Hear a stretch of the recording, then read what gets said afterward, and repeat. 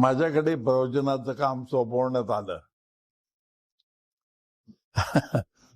मी दुसरं काय करणार? रिकामे तोंड करू गिरी बडबड, तरी गीतेचे गोड आतुरडले. आमचं रिकामं तोंड आहे, बडबड करतो, न करू नये इतकी बडबड करतो. ज्ञानेश्वरांना ते मंजूर आहे, ते म्हणतात काय हरकत नाही, आमचं तोंड असंच बडबड करणार आहे. आवडो न आवडो कोणाला आम्ही आपलं बडबड करीत असतो, सांगत असतो. पण त्यात बडबडीचा फायदा असा झाला की गीतेचे गोड आतुरडले, गीतेसारखी गोड वस्तू रिकाम्या तोंडामध्ये येऊन बसली. तसं आमचं काहीतरी झालंय, बडबड करतो पण वायफळ बडबड करत नाही. बडबड नक्कीच करतो, पण ज्या बडबडीने स्वतःचं उत्थान होईल अशी बडबड करतो. इतकंच नव्हे तर आपल्या बरोबर इतरांचंही कल्याण होईल अशी बडबड करतो. होईल तेवढं चांगलं लोकांना सांगावं. जो तो प्रत्येक जण स्वतःच्या कुवतीप्रमाणे ती गोष्ट उचलून घेतो, त्या जीवाचं कल्याण होतं. आम्हाला काही देणं नाही घेणं नाही, कल्याण झालं तुझं तुला. नाही करू शकलास तरी आग्रह नाही. संतांचं सांगणं एक असतं, आग्रह हो पाहता नाही. आग्रह नाही, जरी मनी आती जाणावे तरी ज्ञानेश्वरांनी म्हटलं हे अतिशय चांगलं आहे, बहुत सुंदर आहे. पण जर जाणून घ्यावं असं वाटलं तर मग या पद्धतीने करा. नाही वाटलं तर आग्रह नाही. आपण आपल्या संसारामध्ये आनंदात राहावं. आनंदाची आपली जी काही कल्पना असेल तो आनंद जिथून मिळेल तिथून घ्यावा. कारण खऱ्या आनंदाची कल्पना येत नाही, येणे अवघड आहे. आनंद तशी साधी सोपी गोष्ट नाही. आपला आनंद बहुतांश लहानशा गोष्टीत सामावलेला असतो. एक कब्बर चहा मिळाला की मला आनंद, त्यावेळेला नाही मिळाला तर मला दुःख. एवढीच माझी आनंदाची कल्पना. म्हणजेच काय की या पंच ज्ञानेंद्रियांकडून जे काय सुखपूर्ण असं वाटतं तो माझा आनंद. त्याच्या पलीकडे आणखीन काहीतरी आनंद म्हणून आहे की जो शब्दात घेता येत नाही, त्याची कल्पनाही आपण करू शकत नाही. ज्ञानेश्वरांनी सच्चिदानंद पदत्र निरूपणामध्ये सच्चित आणि आनंद याची इतकी विलक्षण व्याख्या केलेली आहे. अफाट स्वरूपाची व्याख्या आहे. त्यात सतचा भाग तर घेतलाच, असत नाही ते सत.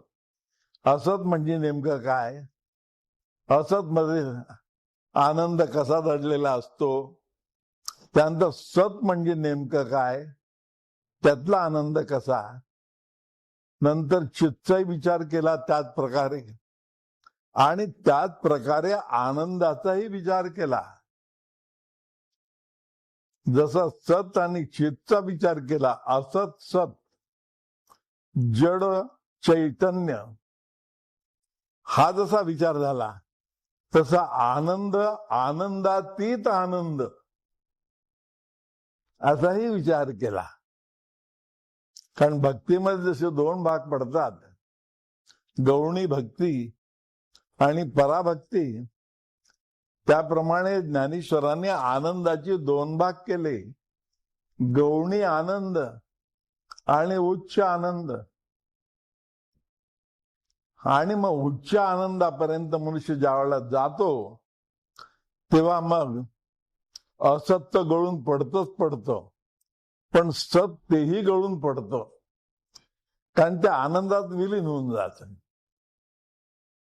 जड गळून पडतच पडतं, पण चित सुद्धा गळून पडतं, कारण चित आनंदात विलीन होतं. आणि गौणी आनंद गळून पडतो, कारण तो आनंद परानंदामध्ये विलीन होतो. अशा प्रकारच्या आनंदाच्या श्रेणी आहेत. वरच्या श्रेणीच्या आनंदाची कल्पना आपण कशी करणार? त्याकरता साधना करावी लागते, देव झोकवून द्यावा लागतो, सर्व काही परमेश्वराला समर्पण करावं लागतं. मी आणि माझं हे पूर्णपणे तुटून जावं लागतं. अशी अवस्था ज्या वेळेला येते तेव्हा मनुष्य खऱ्या अर्थाने आनंदात शिरतो. हे ज्ञानेश्वरांना सांगायचं आहे. आणि त्याकरता जसा त्याने अमृतानुभव लिहिलाय तशीच ज्ञानेश्वरी पण लिहिली आहे. ज्ञानेश्वरीचा हेतू तोच आहे की जगासमोर गुह्य सांगायचं. गीता कळत नाही असं नाही. त्याही वेळेला गीतेवर भाष्य करणारे लोक नव्हते, अशातला एक भाग नाही. तरी पण त्यांनी गीता का निवडली? भगवद्गीता नेमकी ज्ञानेश्वरांनी स्वतःचा परमार्थ विशद करण्याकरता निवडली. गीता कशा करता सांगितली हा भाग स्वतंत्र आहे, पण ज्ञानेश्वरांनी गीता का निवडली? तर त्यांना स्वतःचं तत्वज्ञान सांगायचं होतं आणि योग्य अशा शब्दात, योग्य अशा स्तरावरून ते सांगता यावी याकरता माध्यम त्यांनी गीता निवडलं. चांगलं ऐकण्याकरता साऊंड सिस्टीम उत्तम पाहिजे ना. साऊंड सिस्टीम जर खराब असेल तर एक आवाज इकडे पळतो, दुसरा आवाज तिकडे पळतो, ऐकणाऱ्याला समाधान मिळत नाही. तसं साऊंड सिस्टीम जशी चांगली पाहिजे आणि चांगली साऊंड सिस्टीम ही चांगल्या माणसाकडून येणार. व्यावहारिक लोक आहेत, याच्या प्रत्येक गोष्टीचा व्यवहार करणारे, त्याला बाजारू व्यावहारिक स्वरूप देणारे, असं प्रत्येक क्षेत्रात आहेतच.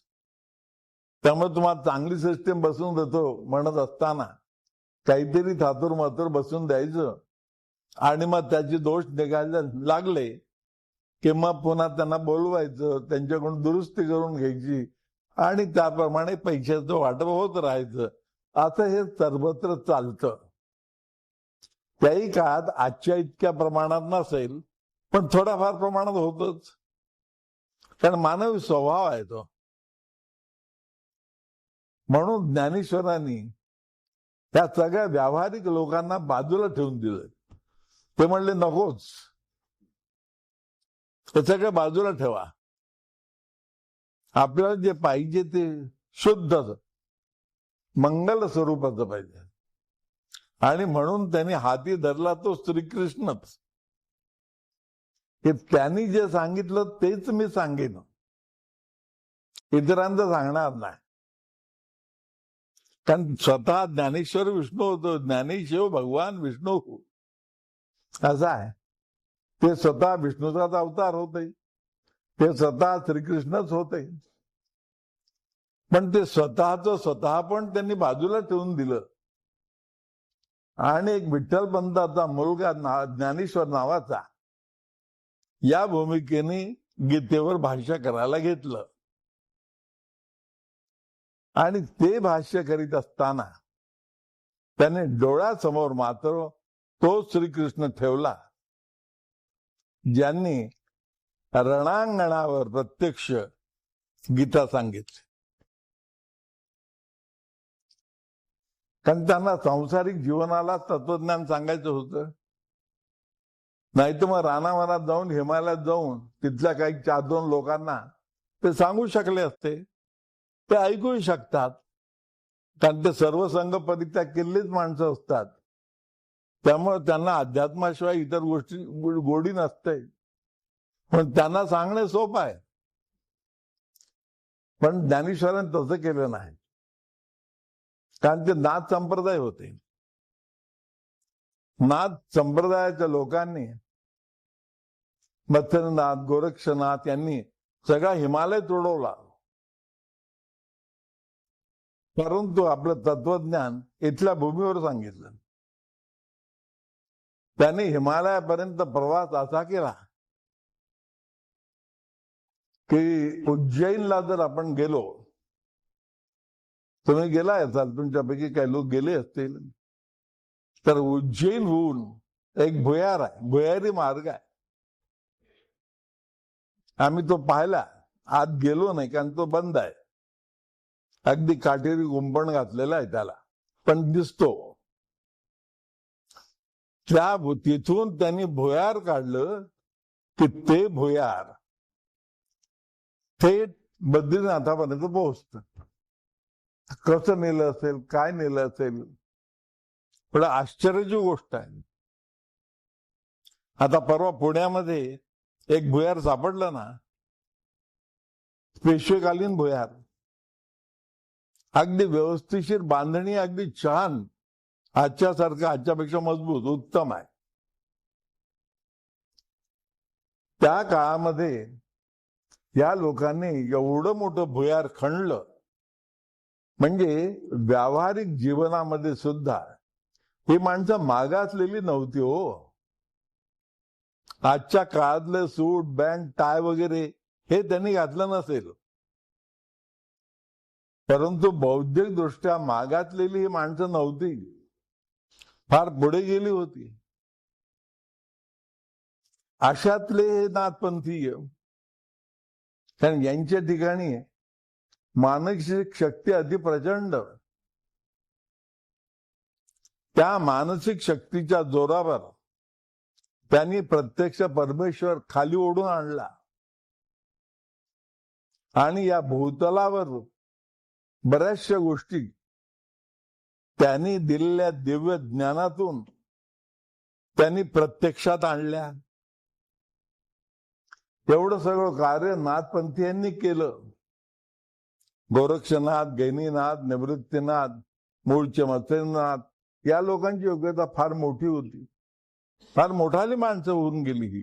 तर एकूण अशा रीतीनं नाथ संप्रदायात झालेले जे अध्वर्य होते, महान, तेजस्वी अशा प्रकारची जी काही मंडळी होती, त्यांचा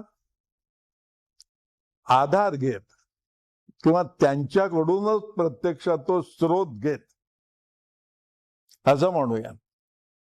ज्ञानेश्वरांना त्याच्या आधाराची वगैरे आवश्यकता नव्हती किंवा मागोवा घेण्याची गरज नव्हती. ते अत्यंत शालीन होते. त्यामुळं भाष्यकारा, ते वाटपुसतू वगैरे अशा प्रकारचे शब्द त्यांनी वापरले. प्रत्यक्षात ते स्वतः ज्ञानाचे समृद्ध असे समुद्र होते. हा समुद्र होण्याचा हा जो स्रोत आहे, हा मत्स्येंद्रचा नाथापासून ज्ञानेश्वरापर्यंत हल्ला होता आणि ज्ञानेश्वराने तो प्रत्यक्षात सर्वसामान्य संसारी लोकांकरता योजनाबद्ध अशा पद्धतीने मांडला.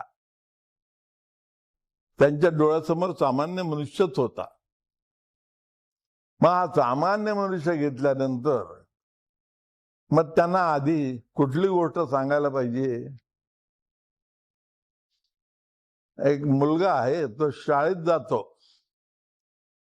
सुरुवातीला आपण शाळेत पाठवतो त्याला, बाबा रे तू शाळेत जा, शिक, असं त्याला सांगतो. शिक्षण कुठलं आहे काय ही कल्पना आपल्याला आहे. पोटा पाण्याचं शिक्षण, या शिक्षणातून मानवी जीवाचा मोठा उद्धार होणार आहे अशातला भाग नाही, ते मला माहिती आहे. परंतु ते घ्यायला पाहिजे, ते सुद्धा आवश्यक आहे. पोटा पाण्याचा प्रश्न सुटायला पाहिजे, कारण तो जर प्रश्न सुटला नाही, खायलाच मिळालं नाही, संसार सांडून परमार्थ केला, खरे अन्न मिळेना खायला, मग ऐशा करण त्याला परमार्थ कैसा. म्हणून तसं करून उपयोगाचा ना. त्यामुळे ज्ञानेश्वरांनी लोकांना सांगितलं की बाबा रे, आहात तसेच राहा, थोडा दृष्टिकोन बदलावा, जे काय तुम्ही करता तेच करा, कारण त्यातूनच तुम्हाला लाभ होणार आहे. ते सोडून, आपला धर्म सोडून परधर्म भयावह आहे. स्वधर्मे निधनम श्रेय, परधर्मो भयावह. धर्म म्हणजे माझं कर्तव्य अशा अर्थाने घ्यायचं. ते तर माझं जे कर्तव्य आहे, जे माझ्याकडे परंपरेने आलेलं आहे, माझे घरातले आई वडील आहेत, माझं कुटुंब आहे, माझा व्यवहार आहे, माझा संसार आहे, व्यवसाय आहे, या सर्व गोष्टी आहेत. त्यातलं काही सोडून देण्याची, फेकून देण्याची तशी गरज नाही. आपोआप काळाच्या ओघामध्ये तुझ्यापासून निघून जाणार आहे. मनुष्य नोकरी तरी किती करणार, शेवटी 60 वर्षापर्यंत, मग तो हाकलून देतील. मनात इच्छा असली आणखीन करत राहावं, तरी ईश्वरी इच्छा नाही. ते म्हणतात चल बाहेर हो, तुला संधी देतोय, आणखी मोठ्या गोष्टीची संधी देतोय. आता त्यांनी मानली नाही, त्याला काय करणार, तो भाग वेगळा. व्यवसाय असेल, व्यवसाय सुद्धा काही ठराविक दिवसपर्यंत करावा. आपल्याकडे ती योजना आखून दिलेली आहे. त्याप्रमाणे गृहस्थाश्रम किती काळ करायचा, पुढे मग वानप्रस्थाश्रमात केव्हा जायचं, हे सगळं सांगून ठेवलेलं आहे. या पद्धतीनं वागला तर जीवनाचा संपूर्ण उद्धार आहे. पण ते वागणं जमत नाही, फार कठीण आहे. आणि म्हणून त्यावर मोठे संस्कार करावे लागतात, प्रहार हाणावे लागतात. काही मुलं सहज समोर बसल्यानंतर ऐकतात, शांततेनं बसतात, ऐकून घेतात, लागली त्याप्रमाणे करतात. काही मुलं अशी वांड असतात की त्यांच्याकडून स्वस्त बसणं जमतच नाही. त्यांना बसलेले दिसतात, बसल्या होता खोड्या करतात, शेजारच्या मुलाला चिमटा घेतील, आणखीन काही करतील. ही जशी वृत्ती असते मुलांची. मोठी माणसं झाली तीच वृत्ती असते. वयानं मोठी झाली तरी वृत्ती तीच असते, त्यात फरक पडत नाही. तो फरक पाडावा लागतो. हा फरक निर्माण होण्याकरता म्हणून ही सगळी शास्त्र कला त्याकरता आलेली आहेत. आणि विशेष करून अध्यात्मशास्त्र हे त्याकरता जन्माला आलेलं आहे. म्हणून ज्ञानेश्वराने अध्यात्मशास्त्राचा आधार घेतला आणि त्या शास्त्राचा मूळ अध्वर्यू की जो जगद्गुरु आहे, जगद्गुरु होण्याची पदवी ज्या कोण्या एकाला द्यायला हवी, तो म्हणजे भगवान श्रीकृष्ण. हा त्या पदवीला पात्र आहे. म्हणून त्याला हाताशी धरलं, कारण त्यांनी जे तत्वज्ञान सांगितलं ते लोकांकरता सांगितलं. साध्या नव्हे तर प्रत्यक्ष युद्धभूमीवर सांगितलं. युद्धभूमी ही त्यावेळची अर्जुनाची युद्धभूमी होती. आपली युद्धभूमी तशा प्रकारची नाही, पण दुसऱ्या प्रकारची आहे, ज्याला धरून हे तत्वज्ञान आहे. ते तुकारामाने तेही सांगितलं, रात्रंदिन आम्हा युद्धाचा प्रसंग, अंतर बाह्य जग आणि मन. त्याबरोबर ते सगळं युद्धाचं रणांगण हे सगळं प्रत्येकाच्या जीवनात आहे. आणि त्याकरता रणांगण मैदान वगैरे शोधावे लागत नाही. त्याने आपल्या हृदयात शिरला तो की बरोबर त्याला हे सगळं तिथंच सापडत. एका ठिकाणी सगळं आहे. जसं एखादं ट्रेझर असावं ना, की ज्या ट्रेझरी असते, ट्रेझरी म्हणजे काय, त्या सगळा पैसा त्या ठिकाणी ठेवलेला असतो. त्याप्रमाणे आपलं संपूर्ण ट्रेझर हे आपल्या ठिकाणी, दुसरीकडे नाही. कुठले बँक शोधण्याची गरज नाही, इतर ठिकाणी जाण्याची आवश्यकता नाही, माझ्याच ठिकाणी आहे. फार जबरदस्त अशी बँक ईश्वराने देऊन ठेवलेली आहे, त्याचा शोध घ्यायचा आहे. म्हणजे सर्व प्रश्नांची उत्तरं मला मिळतात आणि माझा उद्धार काय वस्तू आहे त्याचं ज्ञान माझं मला होतं. ज्ञानेश्वरांनी नेमकं ते टिपलं आणि आपल्या समोर मांडलं. मांडत असताना ज्ञानदेवांच्या डोळ्यासमोर तर सगळं विश्व होतं, जग होतं. जगाकडे ते पाहत होते, पण त्यांची दृष्टी जगातीत होती. एखादी व्यक्ती दुसऱ्या व्यक्तीकडे पाहते, त्या समोरच्या व्यक्तीचं सौंदर्य त्याला दिसतं, त्याचे हात पाय नाक कान डोळे वगैरे हे सगळं तो पाहतो. दुसरी एक व्यक्ती अशी असते की त्या व्यक्तीकडे पाहताना दिसते, पण त्या व्यक्तीच्या हातपाय नाक डोळे तो पाहत नाही. तो आतमध्ये हृदयात जातो. तिथे काहीतरी आहे, जिथं ट्रेझर त्याचं साठवलेलं आहे, त्या ट्रेझर कडे जातो. ती दृष्टी ज्ञानेश्वरांची होती. ते जगाकडे बघायचे, पण जगातीत दृष्टीनं बघायचे. जगातीत जे संपत्ती साठवलेली आहे त्याकडे बघायची. अशा दृष्टीने त्यांनी जेव्हा ज्ञानेश्वरी सांगायला सुरुवात केली, तेव्हा प्रथम त्यांना आठवलं म्हणजे तो जो जगातीत आहे, one who has created this world, तो जो आहे तिकडे गेला. कारण दृष्टीच तशी. आपल्याला ती दृष्टी नसल्यामुळं आपण त्या व्यक्तीभोवती वस्तूभोवती ती दृष्टी खेळून राहते. ज्याला ती दृष्टी असेल तो व्यक्तीभोवती किंवा वस्तूभोवती खेळून राहणार नाही, सहजरित्या पुढे निघून जाईल. एक्सरेची किरण सोडली तर काय होतं, आपोआपच त्या वस्तूच्या पलीकडे जाताना त्या वस्तूचा भेद घेऊन पुढे जात आणि ते चित्र बरोबर उमटतं इकडे. तशी एक्सरे झालेली ज्यांची दृष्टी आहे, ट्रान्सपरंट पॉवर,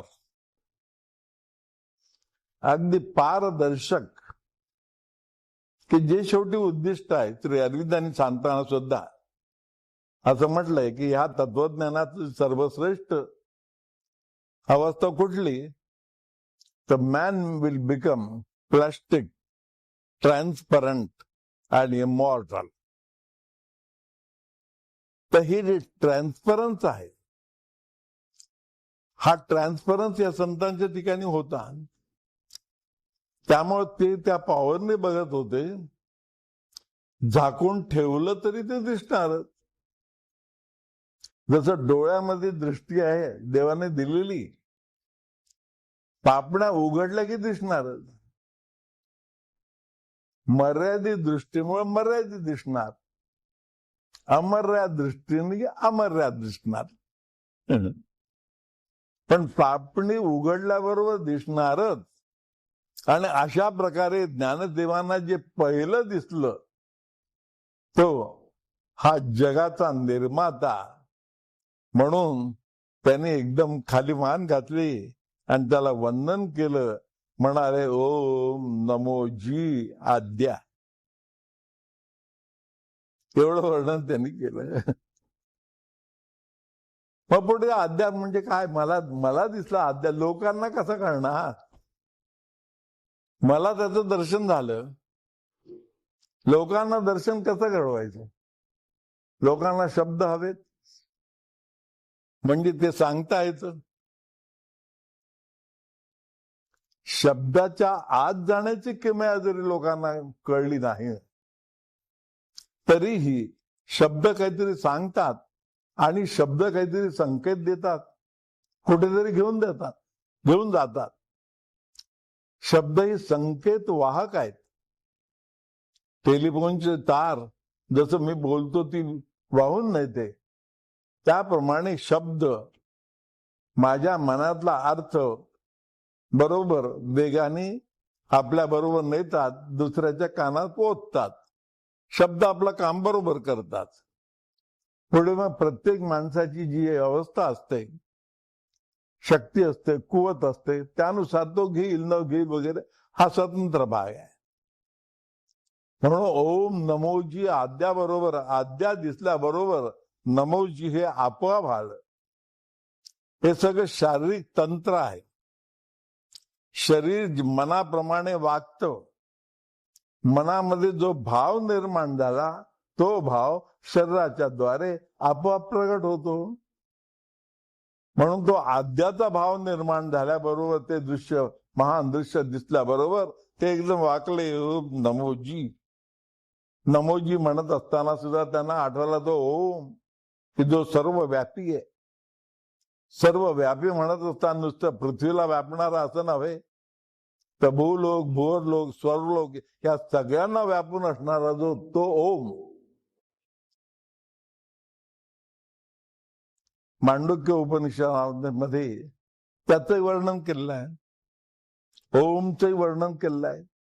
ओमची शक्ती सांगितली, ओमची व्यापकता सांगितली. सर्व विश्व ओम मधूनच निर्माण झालंय. अशा रीतीनं तो ओम त्यांना कळल्याबरोबर तो कळला, त्याला वंदन केलं. ओम नमो. नुसतं साधं नमो म्हणून भागलं नाही, अंतःकरणामध्ये कळवळा निर्माण झाला, आत्यंतिक प्रेम निर्माण झालं की देवा आपण एवढं सगळं केलंय, आमच्याकरता एवढं सगळं दिलेलं आहे, म्हणून माझी ही विनंती मागणी काही नाही, पण माझं हे आर्जव अंतःकरणातून उत्स्फूर्त झालेलं ते आपण जरूर ऐकावं जी. आत्यंतिक विनयशीलतेने ओम नमो जी असं म्हणाले ते आद्याला. मग डोळ्यासमोर बाकीचे लोक आले, म्हणाले यांना सांगायला पाहिजे, कारण मला कळलं, यांना कसं कळणार. म्हणून त्याकरता शब्द विस्तार करायलाच हवा. त्यामुळे मला वेद प्रतिपाद्य लोक हो ऐका, मी ज्या ओमला आता वंदन केलं तो ओम कसा आहे, आद्य स्वरूपाचा आहे, आणि त्यांनीच वेदाचं महत्व प्रतिपादन केलेलं आहे. नुसतं महत्व नाही, त्याची व्याप्ती, त्याचं मांगल्य, त्याचं श्रेष्ठत्व आणि माझ्या जीवनाचा उद्धार करणारी त्याची पात्रता, या सगळ्या गोष्टी वेदामध्ये आहेत. त्या वेदाचं प्रतिपादन ज्यांनी केलं तो हा आद्य, ज्याचं मला नुकतंच दर्शन झालं, असं ज्ञानेश्वर महाराज म्हणतात. म्हणून ओम नमो जी आद्या वेद प्रतिपाद्या. आता हे लोकांना कळलं, समोर बसलेली जी माणसं होती तन्मयतेने एकाग्रतेने ऐकत होती, त्यांना ते सर्व कळलं. ज्ञानेश्वराच्या मनामध्ये पुन्हा एक वेगळा विचार आला. तो विचार असा की हा जो वेद आहे, ज्या वेदाने सगळं कळलं, त्या वेदाचा उद्गाता हा विश्वाच्या पलीकडे आहे. त्याने विश्व निर्माण केलं वगैरे सगळं खरं आहे, पण मला तो कसा कळणार, कारण तो दिसत नाही. मला जे दिसतं तेच सत्य अशी पाहण्याची सवय आहे, कारण जे दिसत नाही ते मी मानत नाही. माझा मूर्खपणा असो की शहाणपणा असो, कित्येकदा आपण मूर्खपणाला शहाणपणा समजतो. ते म्हणाले मग यांना कसं सांगायचं आणि यांना कसा मिळणार जे दिसत नाही, जे महान आहे, श्रेष्ठ आहे, विश्व निर्मिती करणार आहे, ह्या सगळ्या गोष्टी आहे, खऱ्या आहेत, ते सगळं वर्णन केलं. परंतु लोकांना कळणार कसं? करे घेऊ जाता कदा आढळेना, जगी सर्व कोंडाटले परी तो कळेना. अशी ज्याची ख्याती आहे त्याच्या बाबतीत ज्ञानेश्वर महाराज म्हणतात, निराश होऊ नका हो. फार लढिवाळपणे सांगतात. आई जशी मुलाला समजून सांगते की बाळ रडू नकोस हो, तुला कळलं नाही तरी कळेल, तुला कळेल अशा पद्धतीने मी सांग. लोकांच्या बोलीने बोलावे, लोकांच्या चालीने चालावे. असं आहे ना. वडील स्वतःच्या चालीने बरोबर चालू शकतात, पण मूल काही त्याच्याबरोबर तसं चालू शकत नाही. अगदीच अशक्य झालं तर त्या मुलाला उचलून कडेवर घेतील वडील, पण तोपर्यंत शक्य आहे तोपर्यंत हळूहळू त्याच्या पावलांनी स्वतः चालतील. हे जे कार्य आहे संत मंडळी करतात, हे कार्य ज्ञानेश्वरांनी केलेलं आहे. म्हणून ते म्हणले घाबरू नकोस हो, सांगतो. अरे न दिसला तरी चालेल, दिसण्याची गरज नाही. आतून ती जाणीव होते. These are the stages of consciousness. ह्या सगळ्या जाणीवेच्या पायऱ्या आहेत. परमेश्वर प्राप्ती ही जाणीवेची पायरी आहे. एकेका गोष्टीची जाणीव मला होते आणि ती जाणीव होणं म्हणजे संवेदना आतून आपली आपल्याला कळणं. म्हणून जय जयाजी स्वसंवेद्या असं म्हटलं. कारण स्वसंवेद्या येतो, पुन्हा स्व घातला तिथे, संवेद्य असंही म्हणता आलं असतं. पण माझी संवेदना दुसऱ्याला कळणार नाही, म्हणून स्वसंवेद्य, ज्याची त्याला. जो एका त्या स्टेजवर गेला असेल त्यालाच ते कळेल. जो गुळाचा तुकडा तोंडात टाकेल त्यालाच गुळाची गोडी कळेल, दुसऱ्याला कशी कळेल? वर्णन जरी करून सांगितलं तरी गोडी कळणार नाही. माहिती होईल गुळ असा असतो, ठीक आहे. त्याप्रमाणे संवेदना येते.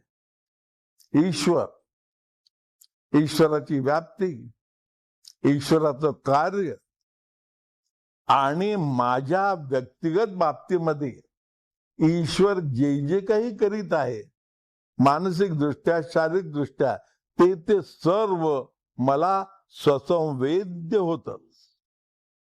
म्हणून जय जयाजी स्वसंवेद्या. आणि हे करणारा एजंट एक माझ्याजवळ बसलेला आहे. त्या एजंटची व्यवस्था परमेश्वरानेच करून ठेवली. त्या एजंटला आत्मा असं म्हणतात. जय जयाजी स्वसंवेद्या आत्मरूप. एका पहिल्या ओवीमध्ये ज्ञानेश्वर महाराजांनी बैठक घेतली, बसले, पद्मासन घातलं, बोलायला सुरुवात केली. आणि सुरुवात केल्याबरोबर जे काय बाहेर पडलं ते असं. म्हणून रिकामे तोंड करू गेले बडबड, तरी गीतेचे गोड हात उडाले. हे पुढे त्यांचा विनय म्हणून ह्या सगळ्या गोष्टी पुढे सांगितल्या. पण वस्तुस्थिती अशी, अहो हे शब्द, या शब्दांचा उच्चार होण्याकरता सुद्धा माणसाला एक वेगळी पातळी गाठावी लागते ना. तोपर्यंत उच्चार होत नाही. आणि उच्चारचा स्वसंवेद्य आत्मरूपा ओम नमो जी वगैरे वगैरे अशा प्रकारचे उच्चार निर्माण होण्याकरता सुद्धा ती शक्ती प्रत्यक्ष अवतरित व्हावी लागते. तेव्हा कुठेही घडून येतं, एरवी घडून येत नाही. विचार करून शब्दाचा फुलोरा निर्माण करून विविध पद्धतीने जरी सांगितलं तरी मुळामध्ये ते ईश्वरी कृपा झाल्याशिवाय येत नाही, येणार ना. ओम नमो जी आद्या वेद प्रतिपाद्या जय जय स्वसंवेद्या आत्मरूपा. हे सगळं वर्णन केलं. पुढे मग हे सगळं म्हणाले निर्गुणाचं वर्णन आहे. सगुणाकडे आले, गणरायाकडे आले, सरस्वतीकडे आले. गणराय आणि सरस्वती या दोघांचं सम्यक दर्शन ज्यांच्यामुळे त्यांना घडलं त्या गुरुकडे आले. आणि हे सगळं करताना गुरु हा महाप्रतापी महाथोर, हे समर्थांचे शब्द आहेत. पण हे महाप्रताप महाथोर पण जे आहेत गुरुच्या ठिकाणचं, ते ज्ञानेश्वरांना आकलन झालं. मग या देवांना वंदन करण्याची काही त्यांना तशी आवश्यकता नव्हती, पण एक परिपाठ आहे आणि कृतज्ञता बुद्धी त्यांना राहू देत नव्हती. म्हणून त्या कृतज्ञतेच्या भावनेतून त्यांनी गणरायाचं वर्णन केलं, देवी शारदेचं वर्णन केलं. त्याआधी सगळे ह्या विश्वाला धरून आहेत. हे सगळे विश्वापेक्षा वेगळे नाहीत. उलट या विश्वाची निर्मिती यांनीच केली, विश्वाची ठेवण यांनी तयार केली, विश्वाचा आराखडा यांनी तयार केला. आणि विश्वाची अगदी कणाकणांनी भरलेली अशा प्रकारची जी अभिव्यक्ती आहे त्याची मांडणी यांनीच केली, संतांनीच केली. ज्ञानेश्वराने अगदी साग्र संगीत अशा पद्धतीनं लोकांच्या समोर मांडलं. आणि मग त्यांच्या लक्षातही आलं किंवा मनात ते होतच की मी गीतेवर भाष्य करतो आहे. स्वतःला मर्यादा घालून घेतलेली आहे. स्वतःचं तत्वज्ञान फक्त सांगायचं असतं तर ते अमृत अनुभवासारखं झालं असतं. पण त्यांना ते करायचं नव्हतं. इथे भगवान श्रीकृष्णाने जे प्रतिपादन केलं तेच त्यांना लोकांच्या समोर ठेवायचं होतं. आणि म्हणून मग गीतेमध्ये जो आहे, गीतेला जसं हाताशी धरलं, त्या गीतेमध्ये जशा प्रकारची मांडणी केलेली आहे त्या मांडणीनुसार ते पुढे पुढे गेले. आणि लोक जीवनाकरता आवश्यक अशा प्रकारचं असलेलं पहिलं तंत्र जे आहे ते म्हणजे कर्माचं आहे, कर्मयोग. म्हणून ते तंत्र हाताशी घेतलं, कर्मयोग हाताशी धरला. ज्ञानेश्वरांनी कर्मयोगाबद्दल गीतेमध्ये जसं आहे त्याप्रमाणे गीतेच्या 5 अध्यायापर्यंत कर्मयोगच सांगितलेला आहे. कारण कर्मयोगाची व्याप्ती एवढी मोठी आहे. कारण माझ्या मानवी देहाला धरून आहे ना ते. मला कर्म सुटलं नाही. प्रत्येक गोष्ट काही करायचं म्हणजे ते कर्मच झालं ना. इतकंच काय, मी खातो पितो जेवतो हे कर्म आहे, झोपतो हे सुद्धा कर्म आहे. म्हणून झोप सुद्धा कशा प्रकारे घ्यावी, कशी घ्यावी, किती वेळ घ्यावी याचं शास्त्र आहे. प्रत्येक गोष्टीचं शास्त्र तयार झालंय. कारण मानवी जीवनाला अत्यंत आवश्यक अशा प्रकारच्या सर्व गोष्टी आहेत. अगदी स्वपन, श्वसन, श्वसन वगैरे, जिग्रन वगैरे ह्या सगळ्या गोष्टी सुद्धा. हे सगळं करीत असताना त्याने एक आणखीन सांगितलं. एक सोपीशी गोष्ट सांगतो, ज्ञानेश्वरांनी पुढे सांगितले. हे सगळं तत्कुरुष्व मदर्पणम यत् जुहोसी यत् करोसी ददासी यत् तत् तपस्यसि कौन्तेय तत्कुरुष्व मदर्पणम. अरे जे जे काय तू करतोस, खातो पितो श्वसन करतो, त्याच्याच बरोबर देणं घेणं करतो, व्यवहार करतो, सगळं जे जे काय तू करतो, तुझं तप सुद्धा त्यानेच आहे. या तपस्यसि कौन्तेय, तू तप म्हणून जे जे काय करतोस ते सुद्धा तत्कुरुष्व मदर्पणम, मला अर्पण कर, देवाला अर्पण कर. म्हणजे कर्माशिवाय सुटका नाही. कर्म माणसाला करायलाच हवं कुठल्याही परिस्थितीमध्ये. पण त्याचं इंगित असं आहे की ते कर्म ईश्वराला अर्पण झालं तर तो कर्मयोग होतो, अर्पण झालं नाही तर ते कर्म राहतं. कुठलंही कर्म माणसाला बंधनामध्ये पाडतं, कारण त्यामध्ये अहंकार असतो. अहंकारातून मग पाप किंवा पुण्य निर्माण होतं आणि पाप पुण्याचं भोक्तृत्व तयार होतं. संचित प्रारब्ध आणि क्रियमान या पद्धतीनुसार ते मला सगळं बंधनकारक होतं. जन्मोनजन्मी ते भोगत राहावं लागतं. म्हणून कर्मयोग कर. बाबा रे, तुझ्या हाती एवढंच आहे, यातलं कुठलंही कर्म तू टाळू शकत नाहीस. टाळण्याचा प्रयत्न केला तरी काही होणार नाही. सावली सारखं ते माझ्या बरोबर धावतच येईल. मी वेगाने धावलो तर सावली तेवढ्याच वेगाने धावते. त्याप्रमाणे कर्म माझ्या बरोबर येणार.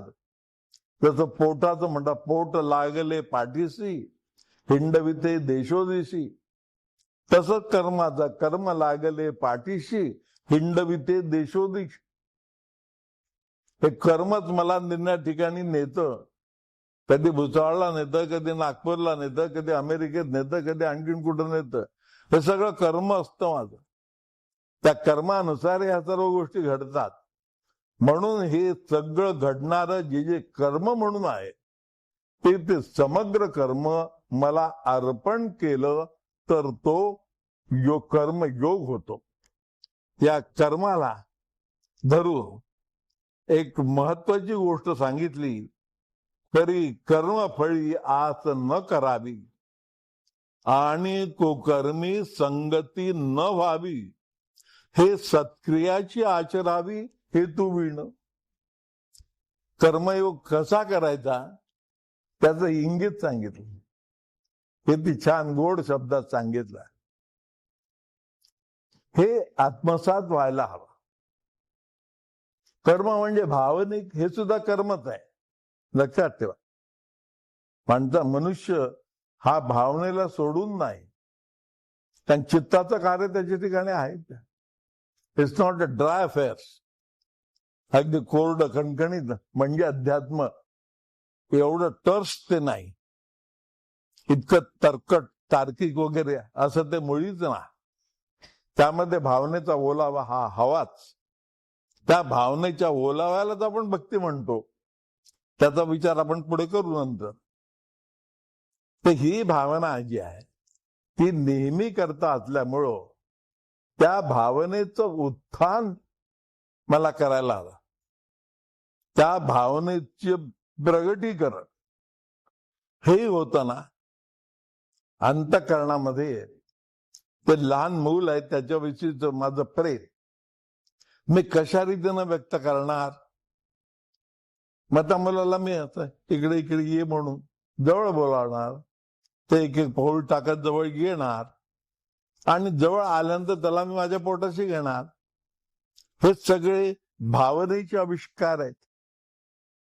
आविष्कार देहातून प्रगट होतात, पण यातली अंतःकरणातली जी भावना असते ती भावना ही प्रेमाची भावना आहे. हे प्रेम किती प्रकारे विशुद्ध आहे किंवा हे प्रेम किती प्रकारे दूषित आहे यावर त्याचं उत्थान अवलंबून आहे. कारण प्रत्यक्ष कृती आहे. त्या मुलाला मी जवळ घेतलं, बोलावलं, ही प्रत्यक्ष कृती आहे. प्रेमपूर्ण स्वरूपाची कृती आहे. पण ही कृती माझ्या मनामध्ये जर पूतना मावशीचा भाव असेल तर ते पापाचरण घडतं. कृती तीच आहे. पूतनाने काय केलं होतं, श्रीकृष्णाला पाजायला मी घेते म्हणून त्याला जवळ घेतलं, आतमध्ये विष भरून ठेवलं होतं आणि ते श्रीकृष्णाने प्राशन केलं म्हणजे मरून जाईल हा हेतू होता. वरती दिखावा केवढा सुंदर निर्माण केला की हा हा हा हा कृष्णा तुला पाहून मला केवढा आनंद झाला रे वगैरे वगैरे. हे सगळं शाब्दिक चित्ताला धरून. पण चित्ताची जी मार्दवता आहे, चित्ताचं जे आंतरिक प्रेम आहे, चित्ताची जी हृदयांतर्गत अशा प्रकारची प्रेम भावना आहे, या सगळ्या वर्जित करून नुसता देखावा.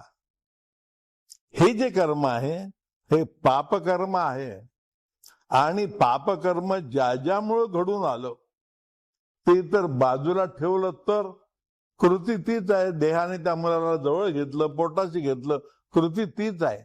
आतले पूतना मावशीचे वाईट भाव जर मनातून निघून गेलं तर ते मंगलाचरण ठरतं.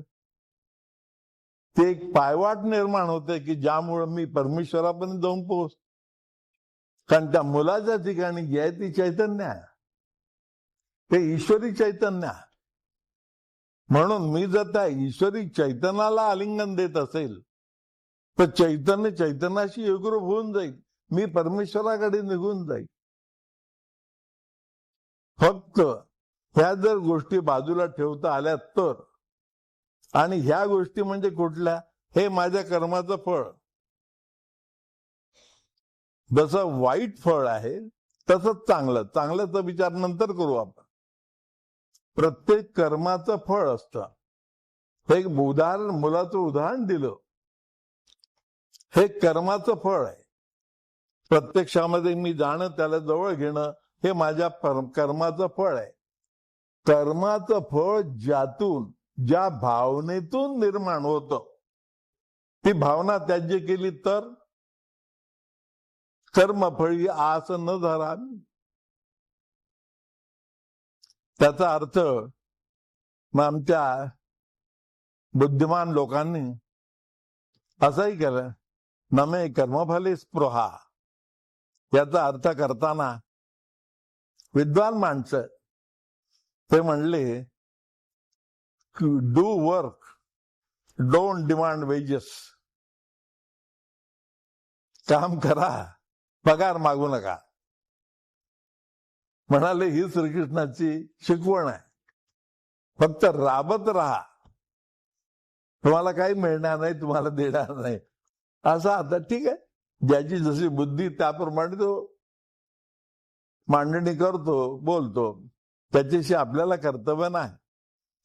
परंतु भगवंताचं सांगणं असं आहे, ज्ञानेश्वरांचं सांगणं आहे की कर्मफळी आस न धरावी. म्हणजे वाईट कर्माचा तर प्रश्नच नाही, त्याने तर मनुष्य पतितच होणार, तो कर्मयोगाकडे कधीच जाणार नाही. परंतु चांगल्या भावना असलं तर, अरे दुसऱ्याचं मूल आहे, गोजीर वाणं आहे, छान आहे, त्याला मला जवळ घ्यावंसं वाटलं, मी त्याला जवळ घेतलं, त्यातून त्या मुलाविषयीची आसक्ती निर्माण झाली तर ती नको. कारण अरे त्याचं सौंदर्य, त्या लहान मुलाचं गोजीरवाणी पण जे काय आहे ते टिकून राहणार नाही. हेच गोबरे गाल खोल जातील. 70-80 वर्षाचा काळ गेला की आता दिसणारे गोबरे गाल आतमध्ये गेलेले असतील, उच्चार बरोबर करता येणार नाही, सगळे दात पडलेले असतील, केस पिकलेले असतील, त्या सगळ्या याच्यामध्ये बदल घडलेला असेल. मला मात्र कसं वाटतं की हा मुलगा असाच असाच राहावा.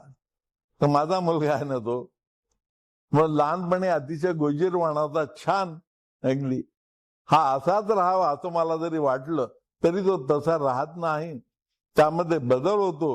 म्हणून माझा जरी असला त्याच्यावर मी शुद्ध प्रेम फक्त करीन, आसक्ती धरणार नाही. कुठल्याही प्रकारची आसक्ती ठेवायची नाही. सगळं विश्वजात सगळं आसक्तीनं भरलेलं आहे. घरदार, मुलं बाळ, माझा व्यवसाय, नोकरी, पैसा, मोठेपण, कीर्ती वगैरे या सगळ्या गोष्टी ह्या हव्यात हव्यात हव्यात असं प्रत्येकाला वाटतं. हव्यात सुद्धा. समर्थाने म्हटलं, मरावे परी कीर्ती रूपे उरावे. आपली कीर्ती असावी, अशी कृती असावी, पण मी माझी कीर्ती झाली पाहिजे अशी आस नसावी. कृती अशी असावी की ज्यामुळे त्याची कीर्ती आपोआप होईल. पण मी कीर्तिमान झालो पाहिजे असं म्हणणं हा अहंकार आहे. तसं व्हावं अशा प्रकारची जी कृती आहे त्या कृतीतून अहंकार वर्जित करायला हवा. तो जेव्हा बाजूला पडतो त्यावेळेला तीच कृती त्याला कर्मयोगाकडे घेऊन जाते. तरी कर्मफळी आस नसावी आणि त्याच्या जोडीला आणखीन एक गोष्ट करावी. आणि कुकर्मी संगती न व्हावी. कर्मी संगती तर होणार, कारण प्रत्येक गोष्ट करतो ती कर्मच असते, त्यामुळे त्याची संगत हे असणारच आहे. पण कु शब्द मुद्दाम वापरला, कुकर्मी. कारण कर्म आणि कुकर्म, सुकर्म असे भेद आहेत. सुकर्म सुद्धा अहंकाराने जर मंडित असेल तर ते कुकर्म ठरतं. आणि कुकर्म जे मुळामध्ये आहे ते तर नकोच नको. आणि कुकर्मी रती न होत नसाल. कुकर्माविषयी इथे संगती म्हटलंय, रती हाही शब्द वापरलेला आहे ज्ञानेश्वराने. कुकर्माशी संगती नको, त्याविषयीची विशेष गोडी नको. कुकर्म कसं असतं, अशी गोडी असते लोकांना, काही लोकांना अशी गोडी असते. अरे लहान मुलाला पोटाशी घेण्यामध्ये, त्याचं चुंबन घेण्यामध्ये जो आनंद आहे, तो आनंद काही लोकांना जर कढईत बुडवण्यामध्ये होत असेल, त्या मुलाचा तडफडाट पाहून जर त्यांना बरं वाटत असेल तर मग त्याला काय म्हणा, तो क्रूर कर्मा, कुकर्मी. आणि अशा कुकर्माविषयी रती न घडे.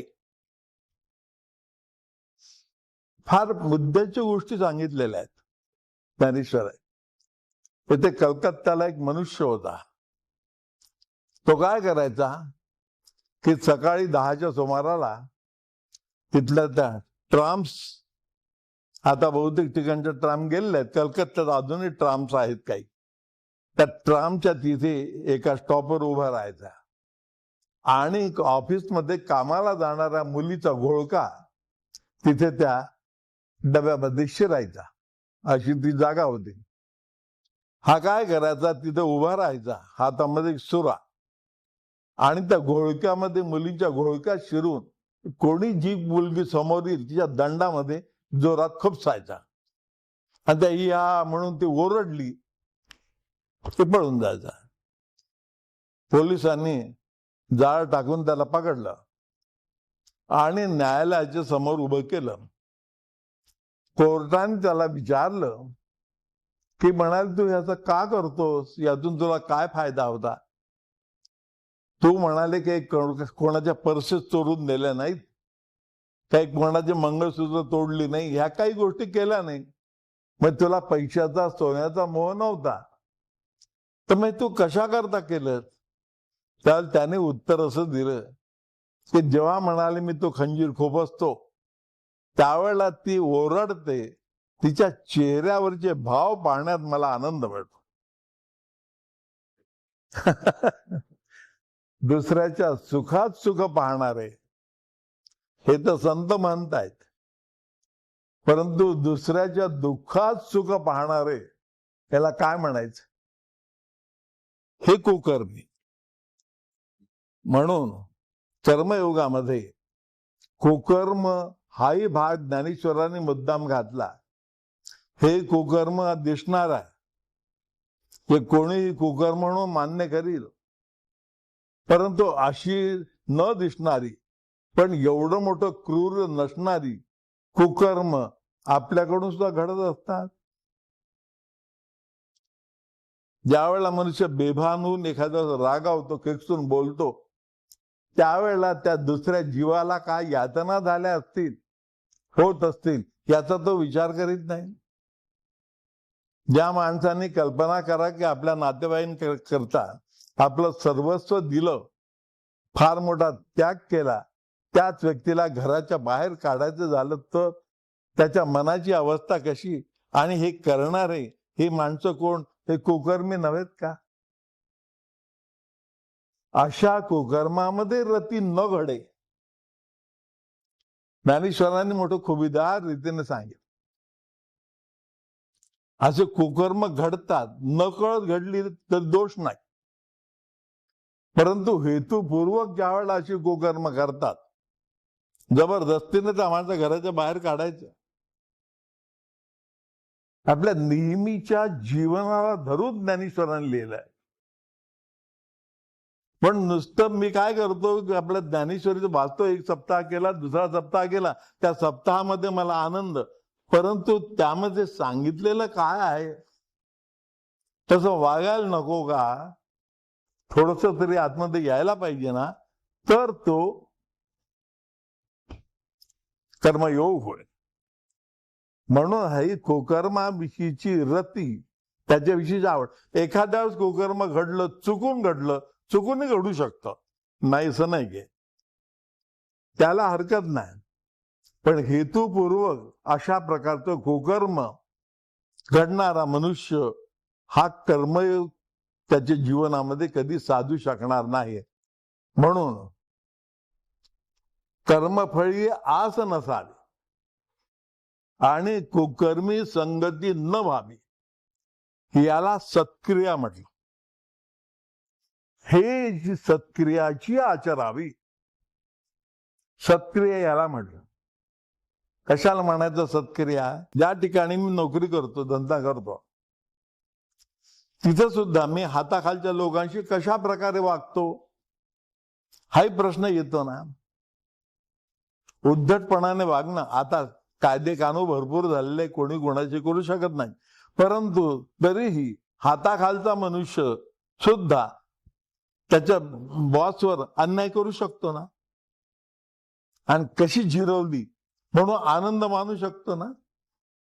त्याच्या दृष्टीने कुकर्म आहे. बॉसच्या दृष्टीने आपल्या हाताखालच्या माणसाची चांगली वागणूक न ठेवणं आणि ती न ठेवणारा, कशी कामं मी करून घेतली यामध्ये रती घेणारा हा जो मनुष्य, हा कुकर्मी मनुष्य आहे. हे ऑफिस मधली गोष्ट झाली. कारखान्यामध्ये तीच परिस्थिती आहे. जीवनाच्या प्रत्येक क्षेत्रामध्ये हे लागू आहे. ज्यांच्यावर मी काहीतरी हुकमत गाजवतो, त्या हुकमतीमध्ये मला जर आनंद असेल तर तो क्रूर कर्म झाला. त्यामध्ये आनंद घेणारा मनुष्य हा कर्मयोगी होऊ शकत नाही. असा आनंद न घेणारा आणि कर्मफळामध्ये जे जे काही कर्म करतो त्याच्या विषयीची आसक्ती न ठेवणारा, ह्या ज्या झाल्या, ह्या सत्क्रिया झाल्या, अशा सत्क्रियाचं आचरण जो करतो, ते करताना सुद्धा हेतू विणं, मला कर्मयोगी व्हायचं आहे म्हणून मी असं आचरण करतो, हा हेतू सुद्धा नाही. हा त्याचा सहज स्वभाव व्हायला. मी हेतुपूर्वक करतो असं ज्या वेळेला म्हणतो मनुष्य, त्यावेळेला तो त्याचा अहंकार असतो.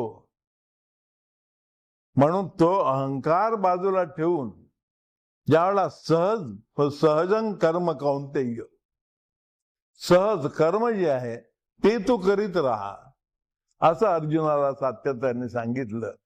म्हणून अशा रीतीनं सहजपणे हे कर्मबंधातून मुक्त करणार असं त्या घडतं, त्यावेळेला तो कर्मयोगी होतो. म्हणून हा कर्मयोगाचा पहिला पाठ ज्ञानेश्वरांनी दिला. यानंतर मग ते आता ज्ञानयोगाबद्दल सांगणार आहे, भक्तियोगाबद्दल सांगणार आहे, आणि असे सगळे योग मिळून माझं जीवन तयार होतं आणि मग केव्हा तरी मी पूर्ण योगी होतो. त्याच्या ह्या पायऱ्या आहेत. एक एक पायरी आपण उद्यापासून चढू. हरिओम तत्सत. ओम ओम ओम. विठ्ठल विठ्ठल विठ्ठल विठ्ठल विठ्ठल विठ्ठल विठ्ठल विठ्ठल. पुंडलिक वरदा हरी विठ्ठल. श्री ज्ञानदेव तुकाराम. श्री पंढरीनाथ महाराज की जय. अनंत कोटी ब्रह्मांड नायक राजाधिराज योगीराज सोहम ध्वनी श्री हनुमान की जय. जय जय रघुवीर समर्थ